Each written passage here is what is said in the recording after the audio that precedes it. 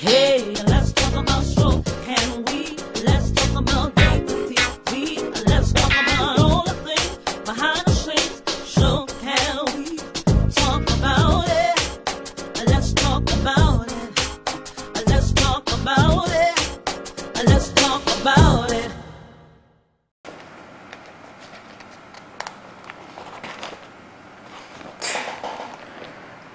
Oh, hi guys. I'm sorry, I didn't even notice you were there. I am Shanice from Let's Talk About Soaps, and I am so frustrated, befuddled. I would need a thesaurus to go through all the emotions that I am going through right now in order to explain it. I am once again taking a look at Dr. Boudreau's book, American Business and Daytime Drama. We actually discussed this with you guys a little while ago. We did an in-depth interview with Dr. Boudreau. And another book that I have been very heavily reading into, and this is a book that was actually written in 2002, Disney War. Guys, you need to read this. Definitely. I mean, this book goes into everything that basically led up to what we went through on April 14th of last year. And it talks about all of the background, the schemes, the machinations. You know, Disney is supposed to be our happy place, our happily ever after.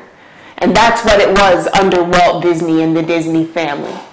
They let it get into the hands of people such as Michael Eisner, Bob Iger, and Anne Sweeney. You guessed it. Anne Sweeney, who has basically come into Disney and decided she is going to do what she wants to do, not what has proven to work, not listen to the people who have worked for this company and have made it what it is, what it was, let me say, have made it what it was. She just decided she was going to make it what she wanted to be. And the funny thing about that is, what she wanted it to be ended up being what somebody else had already wanted and she shot down. You want to learn more about that? Pick up this book, James B. Stewart, Disney War. I promise you, it seems big and thick. I promise you, you will not regret it. Okay? Because right now, we are dealing with a lot of problems with our soaps, especially one of our networks that we loved, SoapNet. SoapNet was a network that I remember when I first saw SoapNet. I was so excited. I was like, are you serious? A station where they're just playing our soaps? If I miss it, if I'm not at home at 1 o'clock or 2 o'clock, but I'm home later on that night, I can still watch my soaps? Perfect. It was genius. It was absolutely wonderful.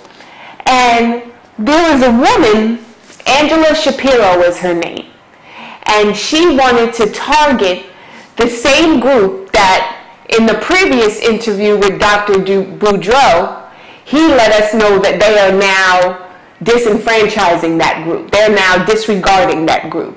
The baby group, the baby boomer group. You know, the 18 to 49-year-olds. This is, you know, what Shapiro wanted to do.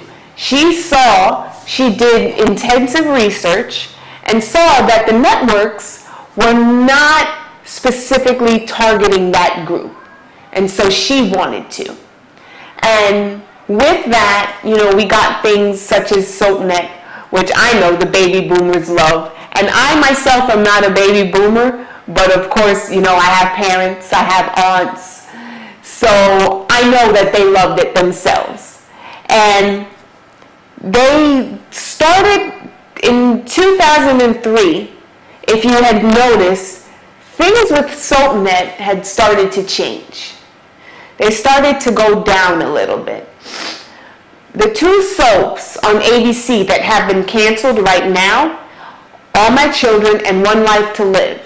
If you think back, it started with those two. If you remember correctly, we had our marathon every weekend. We had all 5 episodes of All My Children. Then after that, it was a quick break. They showed us something, I can't remember what. But then we got all 5 episodes of One Life to Live. Another quick break. Give us all 5 episodes of General Hospital. We loved it. All My Children and One Life to Live, just as they went in the order of how they were played on ABC Daytime. They did the All My Children first, early. Then they did the One Life to Live. Then they did the General Hospital. Then all of a sudden things changed. The marathons were no longer coming on at those regularly scheduled times. All My Children and One Life to Live, if you noticed, were the only 2 that were changed.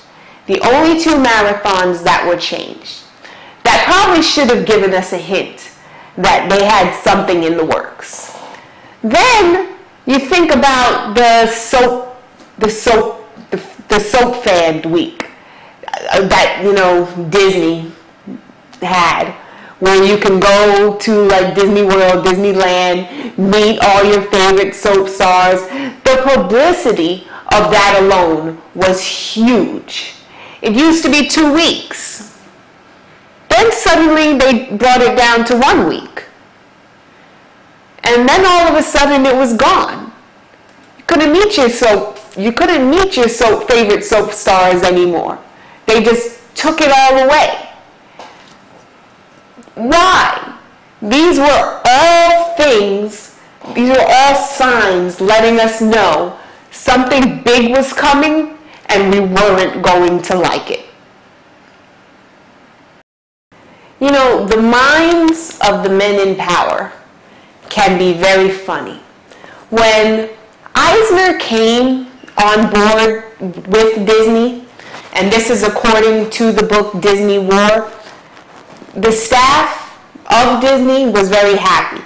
They weren't very pleased with their previous management, you might say, and they were happy for a new change. And Michael Eisner seemed like he would be that good change. But when power gets to you, it can kind of turn you a little bit. And that's exactly what it did to Eisner. It turned him. It turned him, and he brought along people such as Iger and Sweeney, who were of that same now evil, let's say evil, mindset that Michael Eisner had now incorporated with himself.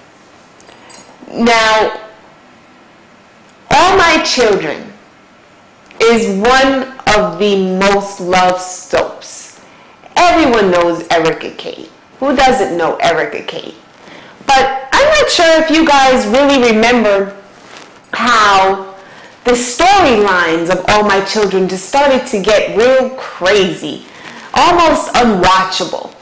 That was all planned. They brought in somebody by the name of Charles Pratt to be the writer on All My Children. And the storylines that he was doing were things that we, as the soap fans, did not recognize. We did not recognize these storylines. We did not recognize these characters anymore because he had completely changed it. And we, as the soap fans, we wrote a petition and we went ahead to try to get him out, which we did. We got him out. We got him out. We wanted Lorraine Broderick back, the writer who has brought All My Children to heights above and beyond. We wanted her back, and we got her back.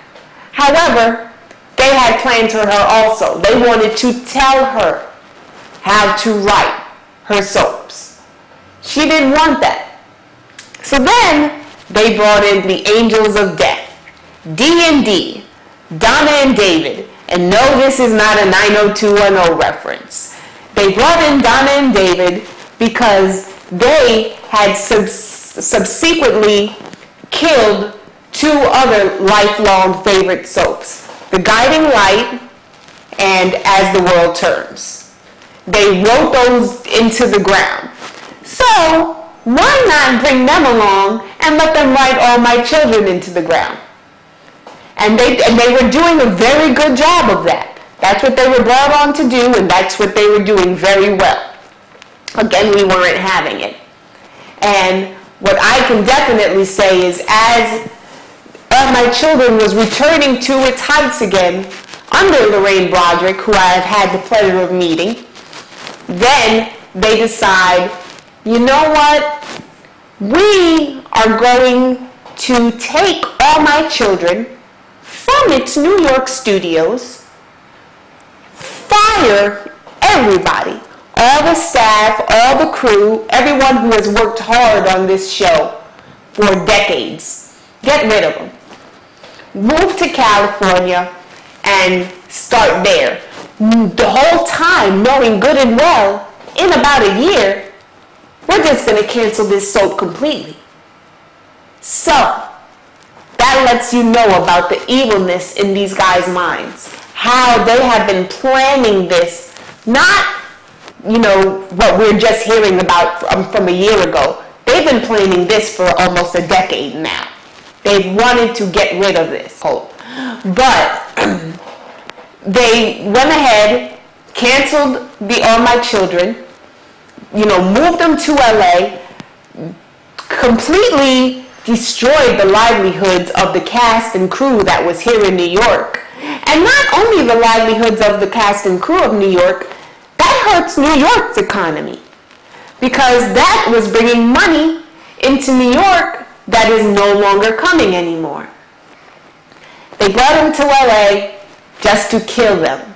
How cruel is that? How ridiculously cruel is that? To have them uproot their lives. Uproot, the ones that are fired, they just let them go like they were trash, like they were dirt. Here, you did great, now you gotta go.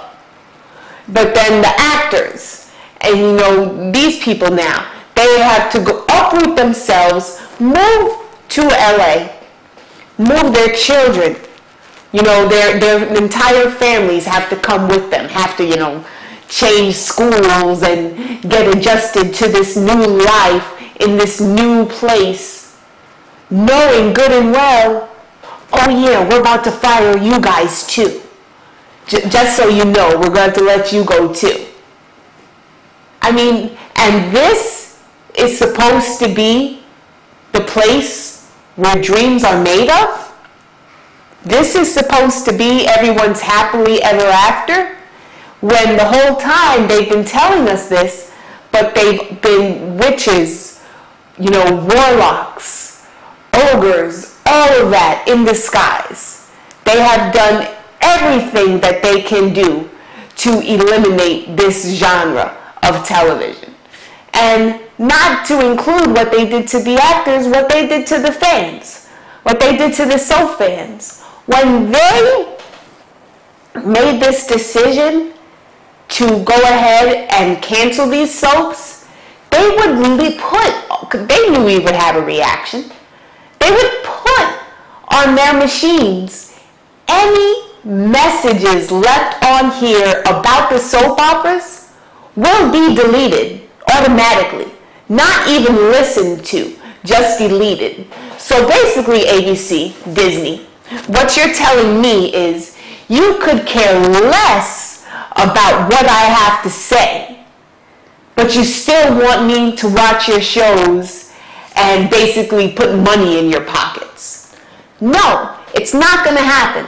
I'm not going to do it, and I don't want to speak for all soap fans, but I'm pretty sure the majority of the soap fans are not going to do it either. And that has honestly been proven. Disney stocks have dropped. Their movies have dropped. They have dropped their big blockbusters. It hasn't been, a 20% drop, 30% drop, not even a 50% drop.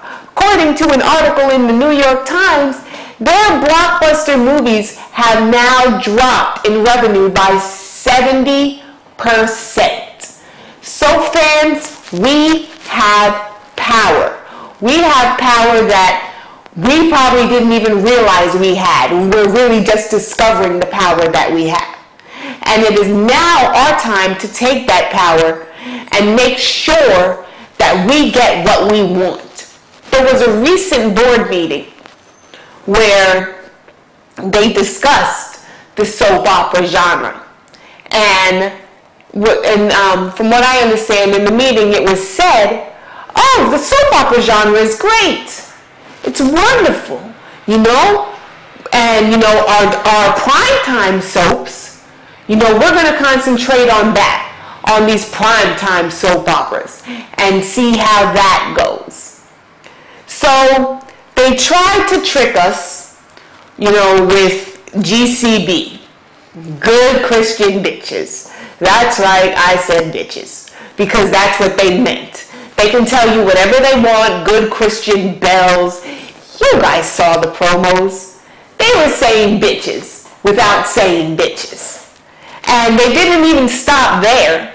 You know, even with their comedies, let's throw bitch in comedy too. We've already let you know we don't care about this female demographic and this age group and what they want. So now let's just disrespect them. Don't trust the bitch in apartment 23. Oh no, I'm sorry, they cleaned it up. Don't trust the B in apartment 23. We know what B means. It doesn't mean beauty. It doesn't mean Bella. Right? It stands for bitch. We know this. That's why you won't say it. That's why it's B. Now, they've gone one step further. They've gone one step further. Now, being that I'm boycotting ABC, you know, I don't get to see a lot. But in that beautiful hour between 3 and 4, when General Hospital is on, I am right in front of my television, making sure I can see exactly what's going on. And during that hour, I, you know, see the commercials, see the previews of the new shows that they want to now impose upon us. 666 Park Avenue. Really, guys? You guys have gone from referring to women as bitches to now, let's just go into devil worship. Let's side with the devil, which is honestly really what they've done. Now they've just come out publicly with it. Let's side with the devil and put his number on our show. We are going to market his number, 666, the sign of the beast. We are going to market it on our show and put it in the title of our show. And we are going to sit back, smile, and expect you guys to watch it. Now, I'm not sure if ABC has noticed, we're not watching. We're not watching anything of yours. As a matter of fact, I've already got something for the 3 o'clock slot once they take General Hospital and put him on 2 o'clock. I'll be watching NBC. Steve Harvey's got a new talk show coming out. I will not be watching Katie, a.k.a. Haiti, Couric. I've seen the previews for that show too, Haiti, during General Hospital. Looks like crap, okay? Saying it plain out and simple. You guys know me. I say it how I see it. It looks like crap. I am so tired of you people in ABC trying to tell me how to run my life, the chew, how to eat, the revolution, how to live. What's some prime time one you've got? Extreme Makeover Weight Loss Edition. You know, once again, how to live, how to be healthy and whatnot. I am so tired of you guys trying to tell me how to live my life when you don't even know how to run your business. That's why your stocks are dropping. That's why your theme park admissions are dropping. And trust me, we're going to come for all the theme parks. We don't just want the American ones to fall. Let's go for the Disney World in Paris and all the other ones that you have in other countries. We're going to let everybody know what you guys are doing so that everyone can go into what they want to with full knowledge of exactly what's going on. And they can make a knowledge-based decision, which is exactly what Disney has not been doing, making knowledge-based decisions. Because they've had the knowledge, they've had the numbers. I promise you, if you read this book, Disney War by James B. Stewart, read this book and it will help to let you know. They knew. They had people in the position that were telling them what needed to be done, what didn't need to be done. But ego said, no, we know what to do because we are the kings. We are the kings. The only Disney king I can think of is from Little Mermaid right now, King Triton. We are King Triton. We know what to do, and we are going to make our own decisions, and we are going to stick to them. The difference, though, between them and King Triton is King Triton eventually knew that everything that he thought was correct wasn't. And he eventually changed his views on what he had before. Disney is not doing that. ABC is not doing that. They are holding steadfast to their views, watching their stocks drop, watching their ratings hit the toilet. They are watching all of this and not making any changes, except for just doing even more horrible stuff. Really, guys? 666? Is this where we've gone now? 666? Come on. Come on. How do you go from good Christian bitches and now 666? It's absolutely horrible. Absolutely horrible what Disney is doing and what ABC is doing, because they're not even listening to what the people have to say. They could care less.